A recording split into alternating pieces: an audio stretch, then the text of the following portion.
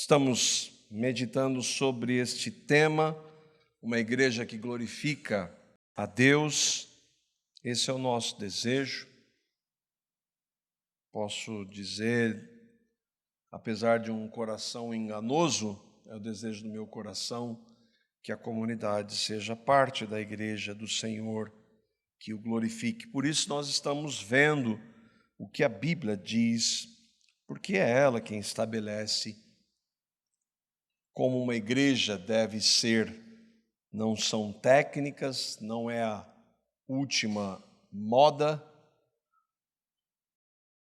não são estratégias de marketing ou administração, mas a palavra de Deus. Mais uma vez, não se esqueça, você que congrega conosco, sem querer me justificar, mas já me justificando ou nos justificando, nunca houve uma igreja na história que viveu plenamente isso. Nunca houve uma igreja que viveu plenamente para a glória de Deus. Nós desejamos e clamamos ao Senhor que faça isso no nosso meio, para a glória dEle. O que nós já vimos, é sempre bom lembrar, que uma igreja que glorifica a Deus tem a Bíblia, a palavra de Deus, cada vez mais enfático que a Bíblia é a palavra de Deus, não importa o que digam por aí. Uma igreja que glorifica o Senhor ama a palavra.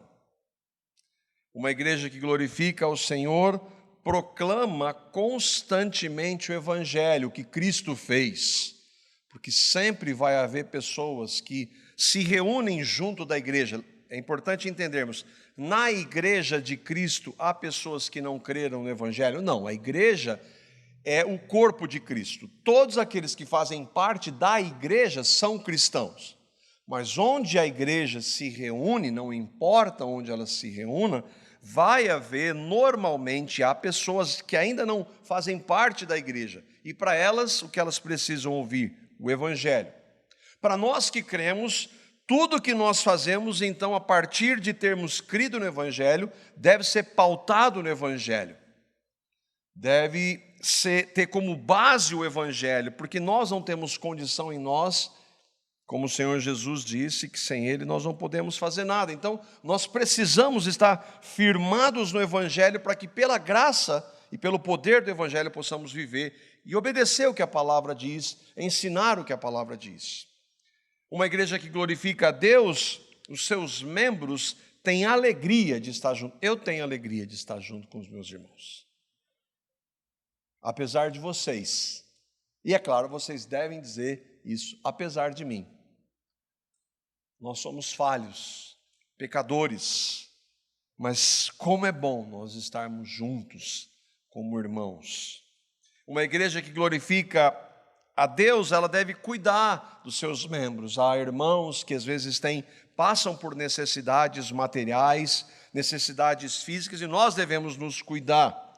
Uma igreja que glorifica a Deus cuida do aspecto emocional. Daquilo, nós falamos um pouco sobre isso, das nossas mentes que são tão influenciadas por conceitos errados. Nós precisamos nos cuidar, nos exortar à luz da palavra nessa área. Uma igreja que glorifica a Deus, mais do que nunca, anseia pela volta de Cristo, porque lá não vai ter mais pecado, e lá não vai ter mais pastores, vai ter o pastor. O irmão Erwin Lutzer, quando perguntaram, o que você vai fazer lá no céu? Porque você vai estar desempregado, ele era pastor. Ele disse, graças a Deus por isso. Uma igreja que glorifica a Deus, nós vimos, é uma igreja que é discipuladora, que se ajuda. E hoje nós vamos ver mais uma característica bíblica. Eu dividi isso em duas partes, porque não deu tempo para trabalhar tudo. Eu gostaria que nós hoje víssemos as bases da disciplina bíblica, para depois então entendermos à luz da Escritura como que nós devemos viver dentro desta característica que glorifica também ao Senhor. E essa é uma igreja que glorifica a Deus, então ela disciplina em amor. E é uma das características, a expressão, a ideia da disciplina eclesiástica, da disciplina na igreja, é uma das áreas que tem sofrido com práticas erradas. E talvez por isso muitas igrejas sequer tratem do assunto. Sem dúvida, ela é uma área difícil. Não é incomum que, ao se ensinar a respeito desse assunto, disciplina na igreja, sempre existem aí dois extremos. O primeiro é aquele, trazendo mais ou menos o que o Fernando trouxe, daqueles que tratam com a verdade. Comigo é assim, eu digo a verdade, e eu digo na cara.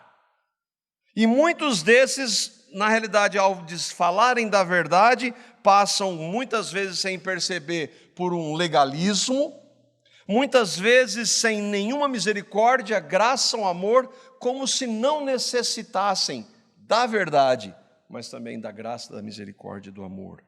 É comum também a nós vermos injustiça ou dois pesos e duas medidas, quando a disciplina bíblica não é aplicada, mas alguma outra forma de disciplina. Aí, de um lado, então, quando você vê isso, você deve estar vendo, esses são os legalistas, então aí você vai para um outro lado, de não fazer absolutamente nada. Por temermos esses erros que eu citei aqui, nós tendemos a ir para um outro extremo, para o da libertinagem. E se usa o nome da graça para isso. Não, nós não vamos tratar, porque nós estamos na graça. E aí nós não estamos, na prática, exercendo amor. Essa que é a verdade. Quando não se exerce disciplina, não se exerce amor, como nós vamos ver, como a palavra diz de maneira muito clara. Algumas pessoas falam, não julgueis. Hoje mesmo eu ouvi um não julgueis totalmente fora do contexto. Alguém falando de um falso profeta, nós não podemos julgar. Não, falso profeta nós devemos julgar. Nós somos chamados para julgar falsos ensinos. Nós não devemos julgar um irmão que de repente está numa luta, seja ela na área que for, e aí dizer que ele não é cristão, porque ele está, às vezes, numa área que está sendo tratado, que cometeu um pecado, eu não posso, você não é cristão. Não é. Esse nós não devemos, mas não é esse o sentido de não tratar nunca. Quando nós vemos um irmão ou uma irmã cometendo um pecado e fazemos vista grossa em nome da graça, nós não estamos amando. Mas, apesar dos erros, em ambos os extremos, apesar de ser difícil tratar, apesar de nós tendermos para um ponto ou outro, o fato é que a Bíblia trata sobre isso, e uma igreja que então deseja glorificar o Senhor, que tem a base como a palavra como base, ela deve então desenvolver a disciplina. Mas o que é? E aqui tem uma definição simples. O que é disciplina? O que é disciplinar? Depois nós vamos trazer para o contexto da Escritura. Disciplina é a obediência a um conjunto de regras, leis, normas que são estabelecidas por um determinado grupo. Também pode se referir a um cumprimento de responsabilidades específicas de cada pessoa. Diante disso, disciplinar é a ação de ensinar e corrigir alguém que desobedece essas regras, leis, normas estabelecidas. O fato é que em qualquer nível de relacionamento há disciplina, sim ou não? Pais e filhos, escola e alunos, governo e indivíduos, o patrão e o empregado, em todos esses níveis são estabelecidas leis, são esperados comportamentos. Então é necessário que haja em qualquer nível, e por que não haveria na igreja? Agora, como essas organizações são instituições humanas, há erros nas regras. É comum haver erros nas regras. Na Igreja de Cristo também há leis estabelecidas, que estão onde? Na palavra de Deus. E diferentemente das regras que estão estabelecidas por organizações, essas que estão na Escritura não têm erro. Mas como a gente vê, você mesmo disse que há pessoas que distorcem a questão da disciplina. Sim, nós distorcemos, mas o problema não está na palavra, o problema está em nós. Às vezes fazemos demais, às vezes não fazemos nada. Mas para que isso não aconteça, o que a gente tem que ter? A palavra como base. Ir para a palavra, todas as vezes buscar na palavra. E eu quero ver com vocês um texto base para hoje, Hebreus capítulo 12, os versos 5 até o verso 11. E aí nós vamos ver alguns pontos do porquê é necessária a disciplina na igreja.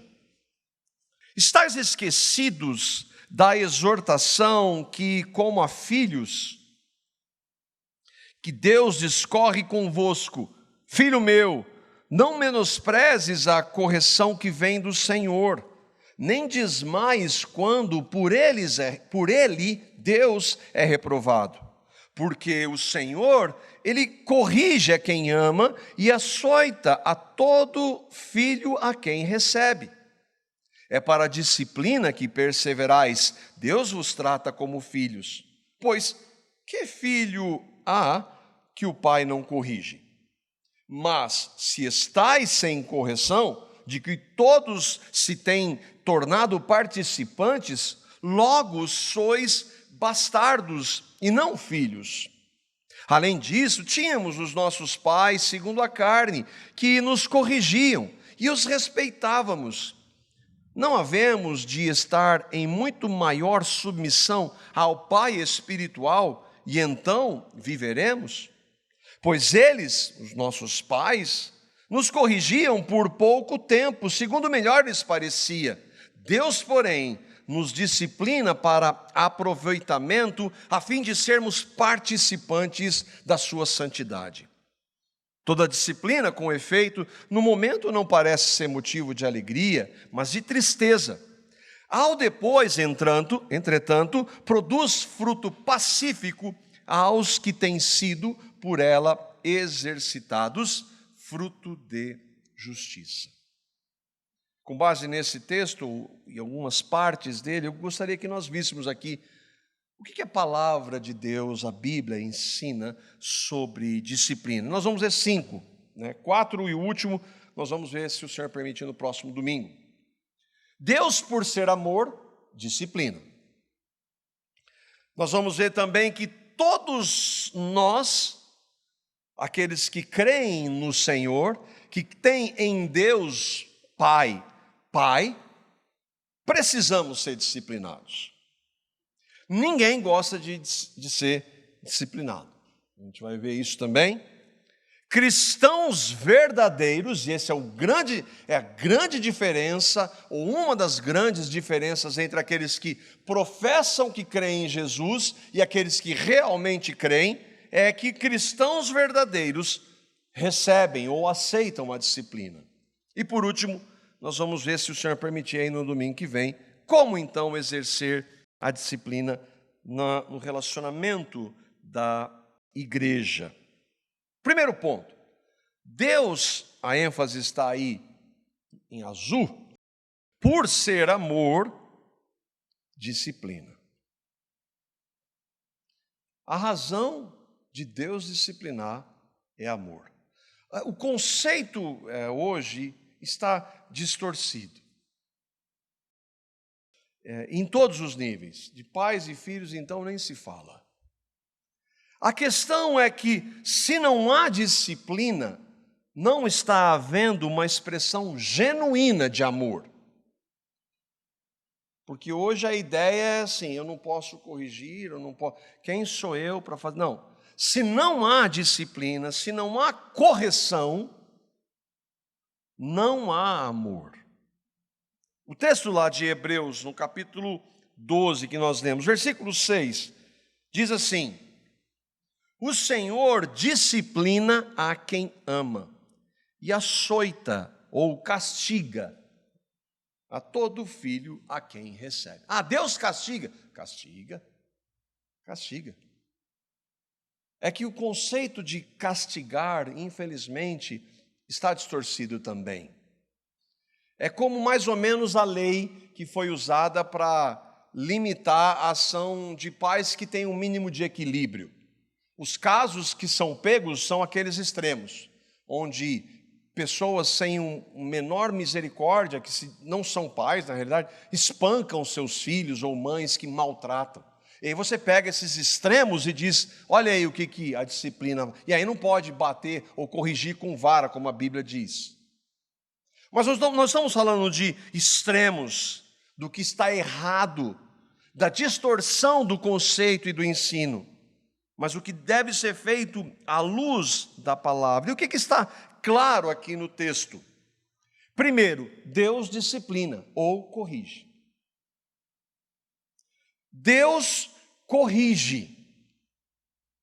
Se não há, nós vamos ver, nenhuma correção, então tem algo de errado.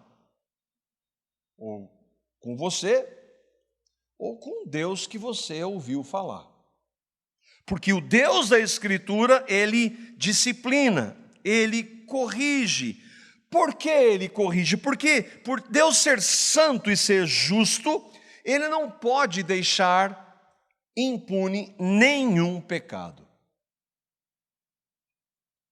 E aí, dentro da história da humanidade, Deus não vai deixar impune nenhum pecado cometido contra Ele, porque Ele não pode. Mas tem coisas que Deus não pode, sim. Deus não pode deixar de ser santo, Deus não pode deixar de ser justo, Deus não pode deixar de ser graça, amor e misericórdia. Ele não muda como nós. E Deus então vai ter que, porque Ele é santo e justo, punir o pecado. Todo pecado cometido por todo ser humano que nasce em pecado. Aqueles que rejeitarem a Cristo serão, por assim dizer, disciplinados. Serão condenados. Aqueles que receberam a Cristo foram disciplinados em Cristo. Deus, em Cristo, exerceu justiça, exerceu santidade e nos concedeu, pela sua graça, amor, graça e misericórdia. Então Cristo, lá na cruz, pagou pelos nossos pecados. Mas o alvo do texto não é esse. O alvo do texto não é a eternidade, nem os ímpios. O alvo do texto são aqueles a quem Deus recebe como filhos. São aqueles a quem Deus ama. Mas Deus não ama todas as pessoas.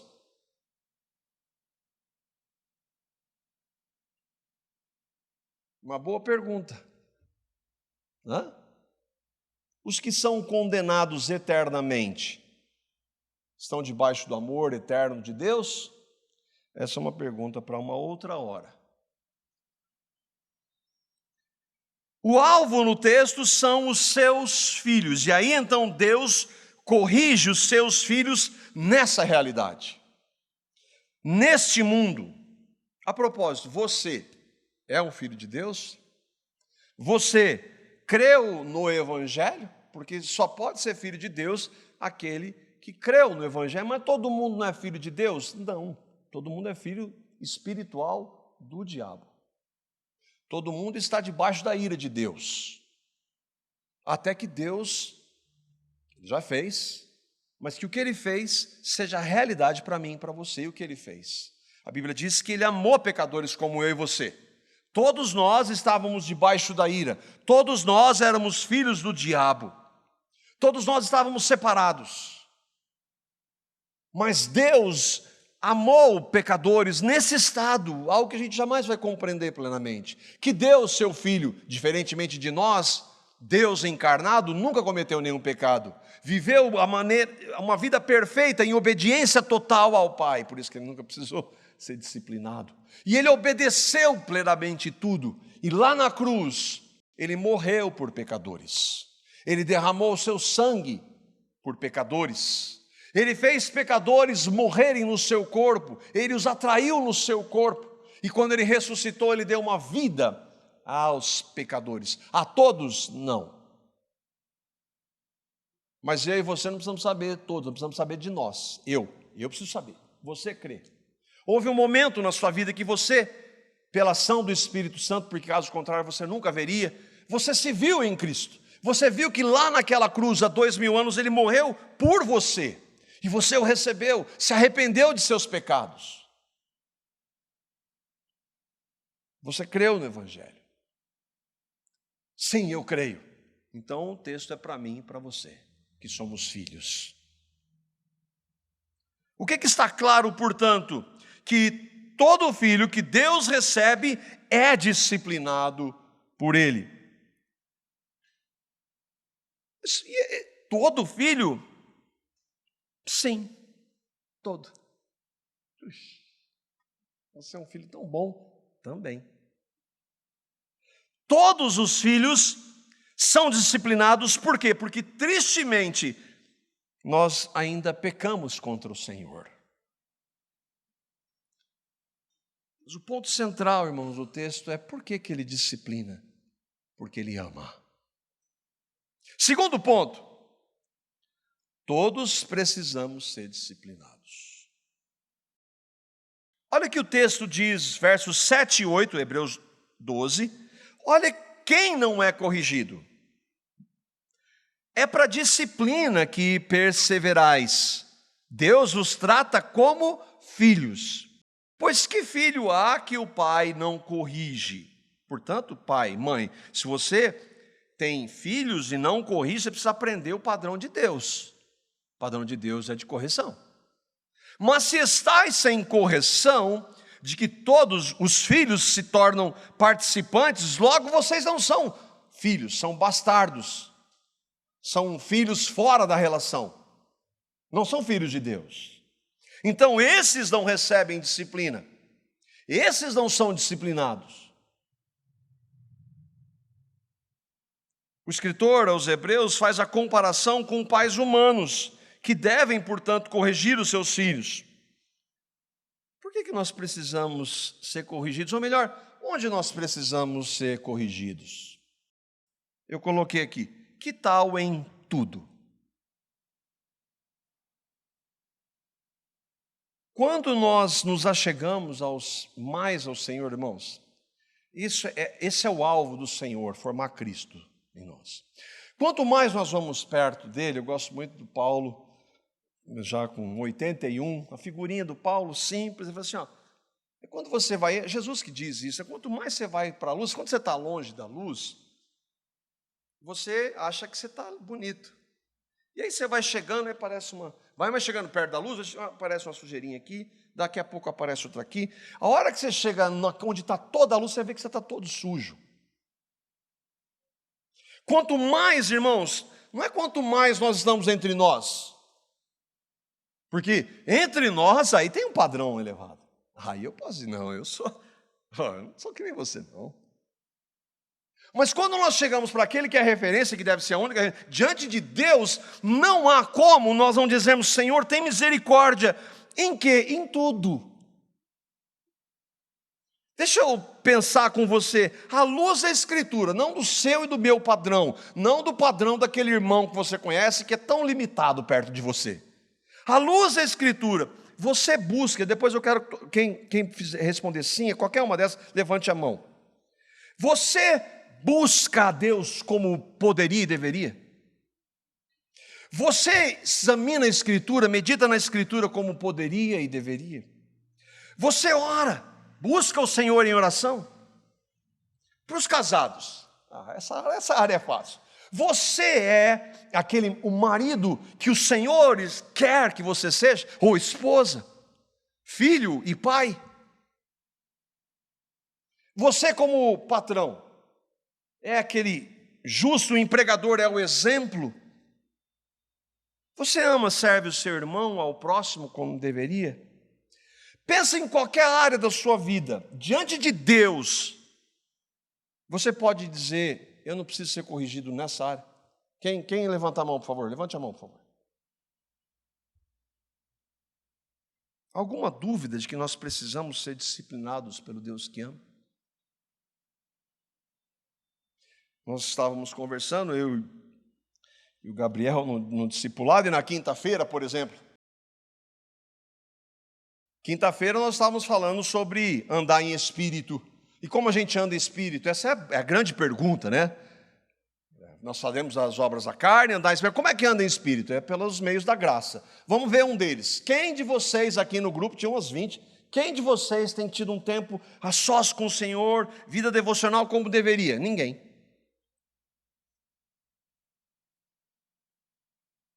Irmãos, nós precisamos entender que se não fosse a amorosa, a misericordiosa e a graciosa disciplina de Deus sobre nós, sabe onde nós estaríamos?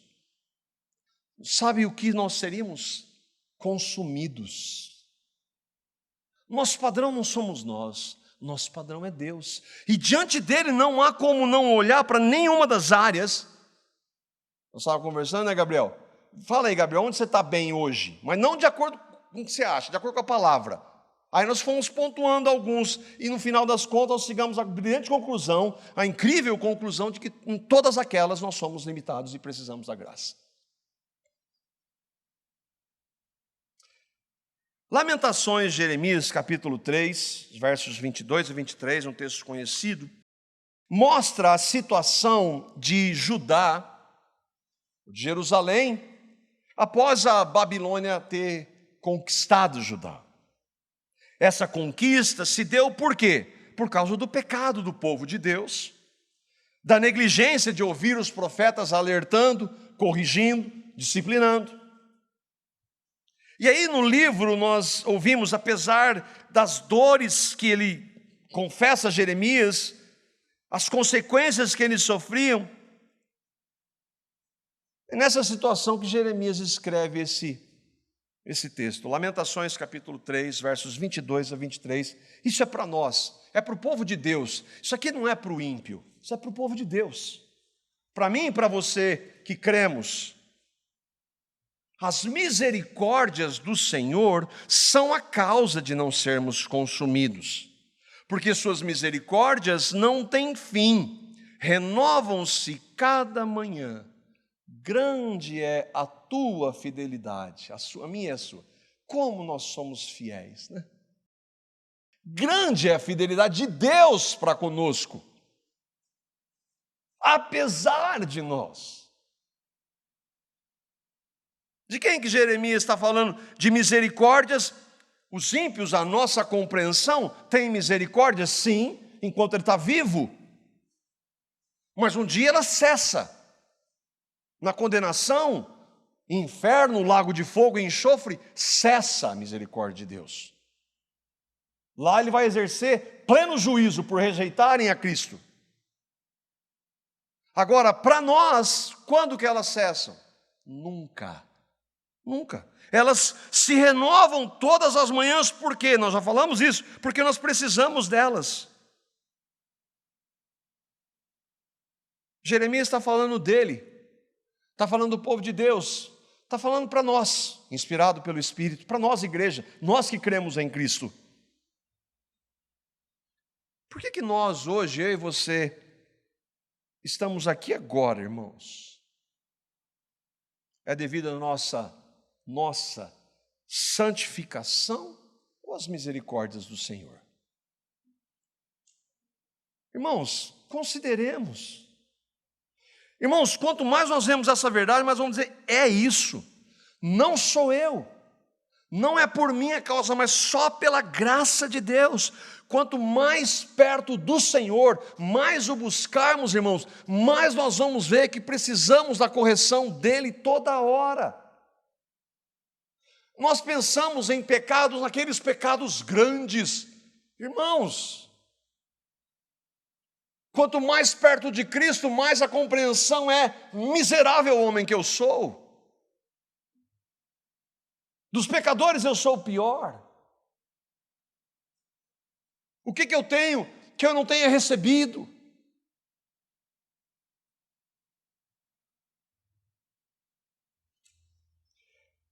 Deus precisa nos corrigir todas as manhãs, porque Ele nos ama. A ideia de todas as manhãs é porque nós precisamos todo dia. E se você está achando que isso não é para você, você tem uma compreensão tão pequena, mas nada do Deus 3 vezes santo.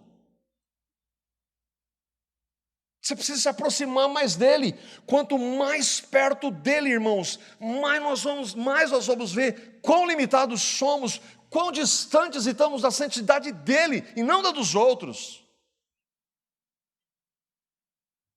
Desse lado, portanto, da eternidade, sempre vai haver áreas em que nós precisamos ser corrigidos.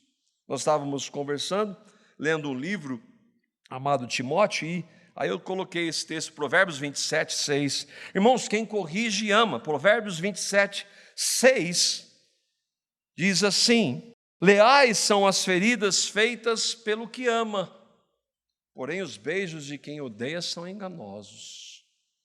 E aí então, a gente entende à luz da Escritura que precisa ser corrigido, que precisa ser disciplinado pelo Senhor, mas aí a gente vai ver que ninguém gosta de ser disciplinado. Olha lá o versículo 11, voltamos para Hebreus. Hebreus 12, 11. Vamos ver a primeira parte do texto, depois a gente vê a próxima. Toda disciplina, com efeito, no momento, não parece ser motivo de alegria, mas de tristeza. Eu já brinquei, coisa que eu mais gosto é ser disciplinado. Eu não vejo a hora de acordar alguém me chamar a atenção, irmão, está errado aqui. Aí quando eu remo, irmão, que alegria. É assim? Não, não é. Nenhum de nós gosta, o texto está dizendo. Toda correção, ou outra versão diz nenhuma, mas é toda correção, na hora traz tristeza. E a primeira causa, nós estávamos chegando à brilhante conclusão, né, Gabriel? Qual que é a primeira coisa? Qual é a primeira coisa que você acha que você não gosta de ser corrigido? Orgulho. Então tem a correção do erro, e aí o Espírito é a correção do orgulho, para não querer ser corrigido. Tem, é claro, por ficarmos tristes, por pecarmos contra o Senhor. Paulo fala disso também na sua segunda carta aos irmãos de Corinto. 2 Coríntios capítulo 7, verso 8. Ele escreveu na primeira carta, que continha várias correções para aquela igreja. Várias correções, disciplina que Paulo estava trazendo por amor àqueles irmãos. E ele é bastante contundente. Ele vai falar de erros que havia lá, que divisões, alguns preferindo esse irmão em detrimento daquele, brigas judiciais, irmãos que não podiam se resolver na igreja, tinha que buscar resolver fora, mau uso dos dons, e tinha até uma relação incestuosa lá. Paulo então escreve aquela carta corrigindo aqueles irmãos. E aí então, na segunda carta, capítulo 7, verso 8, alguns irmãos entendem que havia uma outra carta, mas nós não temos, o que nós temos são essas duas. Diz assim: mesmo que a minha carta lhes tenha causado tristeza, lembra? Leais são as feridas daquele que ama. Não me arrependo. Ai, coração, hein, Paulo? Não. Aí ele diz: não, é verdade que eu a princípio me arrependi, pois percebi que a minha carta os entristeceu, ainda que por pouco tempo. Eles receberam aquela carta e foram confrontados. A maravilha é saber depois que eles demonstram que se arrependeram, Paulo vai dizer. E aqui nós vemos que a disciplina não é algo fácil. É o apóstolo Paulo que está escrevendo para aqueles irmãos. Ele está confrontando o pecado daqueles irmãos. Ele podia fazer em nome da graça, distorção da graça. Não, vou deixar para lá, né? Quem sou eu? Não, por amor ele corrige. Paulo sabia que precisava corrigir aqueles irmãos por amor. Mas ele sente, ele se entristece por ter que fazer isso, mas fez. Porque o amor foi acima do sentimento pessoal dele. A carta, então, os entristeceu, ainda que por pouco tempo. Nós não vimos há pouco. Toda a disciplina, no momento, não parece ser de alegria, mas de tristeza, e foi isso que aconteceu. Mas ninguém gosta de ser disciplinado, nem ímpio, né? É verdade. E aí entra o ponto 4. Os cristãos verdadeiros, apesar de, como todo mundo, ninguém gosta, eles recebem. Eles aceitam. Eles entendem quando eles pecaram. Eu parei lá na metade do texto, vamos voltar para o versículo 11 de Hebreus 12. Aqui está a primeira parte: toda disciplina, com efeito no momento, não parece ser motivo de alegria, mas de tristeza. Quando um cristão recebe, ele se entristece. Ao depois, entretanto, produz fruto pacífico aos que têm sido por ela exercitados, fruto de justiça. Eu fiquei triste, mas aí não tem como eu não me arrepender. Por quê? Porque alguém disse? Não, porque o Espírito Santo de Deus habita em mim. No domingo passado nós vimos o que nós cremos sobre arrependimento. Nós vimos que o arrependimento é um dom de Deus. Nós nos arrependemos, mas é Deus que pela sua graça nos concede. E por isso nós odiamos um pecado. E alguém que nasceu de novo, só nasceu de novo porque o Espírito que é santo revelou para ele. E esse Espírito que é santo habita agora nele. Então por isso é impossível que o cristão genuíno continue vivendo na prática do pecado ao ser confrontado pela palavra. Ele vai se entristecer.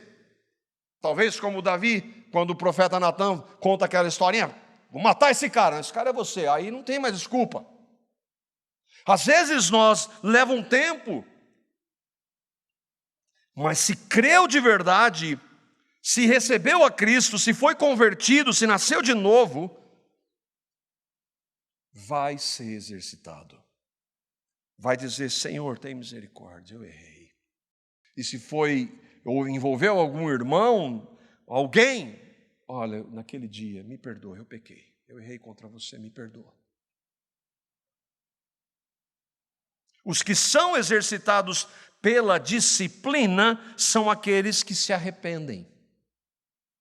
Eles ficam tristes em ser corrigidos, mas depois, ao darem ouvidos ao Espírito, eu gosto tanto de pensar que Davi, ele confessa o seu pecado, no Salmo 51, mas ele diz que a mão de Deus já estava pesando sobre ele. Não tinha como fugir. Um ímpio não tem nada disso. Aí então, depois, ao dar ouvido ao Espírito, se arrepende, confessa o seu pecado, pede perdão, recebe o perdão e busca em Cristo o poder do Evangelho para não mais fazer aquilo. E aí o mesmo aconteceu lá com os crentes de Corinto. Segunda carta, capítulo 7, vamos ver aqui os versos 9 até o verso 10. Nós vimos lá, né? Mesmo que Paulo escreveu que a minha carta tenha causado vocês tristeza, eu não me arrependo. No princípio eu fiquei triste, me arrependi, pois percebi que a minha carta os entristeceu. Mas olha a maravilha, versos 9 a 10. Versos 9 a 10, diz assim: agora, porém, me alegro, não porque vocês foram entristecidos, mas porque a tristeza os levou ao arrependimento. Pois vocês se entristeceram como Deus deseja, e de forma alguma foram prejudicados por nossa causa. Verso 10: a tristeza, segundo Deus, produz um arrependimento que leva à salvação, e não remorso, mas a tristeza, segundo o mundo, produz morte. Vejam o que essa... E aí, mas o que ela produziu? Olha o que essa tristeza, segundo Deus, produziu em vocês. Que dedicação, que desculpas, que indignação, que temor, que saudade, que preocupação, que desejo de ver a justiça feita. Eles foram confrontados, é verdade, nós erramos, nós pecamos. Nós ficamos tristes com aquela carta. Mas depois o Espírito Santo agindo, eles se arrependem. E eles vão buscar no Senhor e vão resolver e tratar aquelas situações. E alguns irmãos entendem, eu quero crer que isso é verdade, que inclusive aquele que estava lá no meio, que não estava sendo corrigido, e que estava tendo um relacionamento pecaminoso com a madrasta, e que Paulo disse para expulsar da igreja, dentre os arrependidos está ele. O texto não diz, mas é possível, e eu creio que o poder do Evangelho tem esse poder, é possível que tenha acontecido isso. O fato então é que é necessário que haja disciplina, é necessário que haja correção, porque todos nós somos passíveis. As duas cartas, Hebreus e 2 Coríntios, foram escritas para cristãos. Aliás, qual carta não tem correção? Qual carta? Para dizer que não tem Filadélfia, a igreja de Filadélfia, das 7 igrejas do Apocalipse. Do contrário, todas as cartas, o Senhor usa os apóstolos para escreverem, para corrigirem. Irmãos, não existem igrejas perfeitas. Por consequência, ou melhor, não existem cristãos perfeitos. Por consequência, não existem igrejas perfeitas. Infelizmente, nós ainda nessa realidade cometemos pecado. Pecamos contra o Senhor, pecamos contra os irmãos. Mas se nós cremos de verdade, há arrependimento. Há restauração, reconciliação, há perdão. Irmãos, é tão triste quando a gente vê algumas situações de pecado, eu já vi algumas, já conversei com algumas pessoas, de situação tão, do ponto de vista humano, que não haveria reconciliação, mas quando há perdão e arrependimento, especialmente para casais, o relacionamento se fortalece. Apesar de sermos eternamente salvos pela graça, nessa realidade nós ainda pecamos. Por isso vai haver situações, algumas simples, outras mais graves, nas quais nós vamos precisar entre nós ser corrigidos, nos arrependermos e pedimos perdão. Essas são características, e esta é uma característica de uma igreja que glorifica o Senhor. E com essa base, no próximo domingo, se o Senhor permitir, como nós podemos exercer? Como nós, como comunidade, podemos ser uma igreja nessa área que glorifica o Senhor? O que a gente pode considerar, irmãos? Primeiro, que nós erramos. Nós erramos, pecamos contra o Senhor entre nós. E aí nós vamos ignorar, ou nós vamos tratar com a verdade, sendo que nós precisamos da graça, da misericórdia, nós precisamos tratar por amor. Nós precisamos nos ajudar. Precisamos caminhar juntos, exercer graça, misericórdia, mas como o Fernando trouxe, com verdade, sem negociar.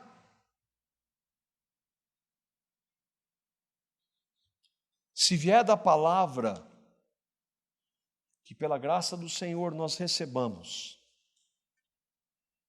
que pela graça nos arrependamos e busquemos na graça o poder para não mais errarmos e pecarmos contra o Senhor.